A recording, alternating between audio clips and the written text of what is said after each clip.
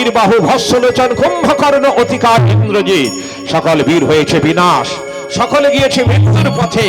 এইবার আমি সেই যুদ্ধে যেতে চাই। নির্যজাপত কৌলস্থ পুনরুত্থায় মন্দিরা অরাবণং অরামং বা জগত দেতে নিশ্চয়। হয় পৃথিবীকে আজ আমি অরাবণ করব, নতুবা অরাম করব। রাম চিরতরে থাকবে, নতুবা রাবণ থাকবে। এই দুইয়ের এক আমি করবই করব। তাই বলি সৈন্যগণ, তোমরা প্রস্তুত হও। তোলার হুঙ্কার, তাও ঘন ঘন ধনুকের টঙ্কার।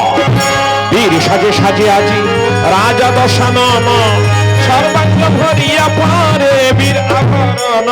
বীর আভরণ পরিধান করে রাজা সংগ্রামে চলিল। আর মন্দোদরী রানীর কথা সকল সঙ্গে মনেতে পড়ে গেল। যেই মন্দোদরী রানীর কথা মনে পড়ল, আর এদিকে থমকে দাঁড়ালো দশানন। মন্ত্রীবর বলছে, দেখি মহারাজ, মহারাজ যুদ্ধে যাবেন না? যাব সৈন্যগণ, যাবো যাবো যাবো।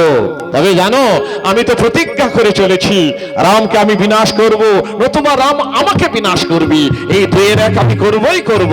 ধরো রামকে আমি বিনাশ করতে পারলাম না, রাম যদি আমাকে বিনাশ করে, তাই আমার প্রিয়তমা মন্দোদরীর সঙ্গে আর দেখা করা হয় না। আমি ভাবছি কি করব।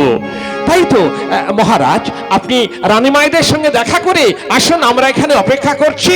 উত্তম, এখানে অপেক্ষা করো, আমি এখনই রানীর সঙ্গে সাক্ষাৎ করে আসছি, বিদায় নিয়ে আসছি।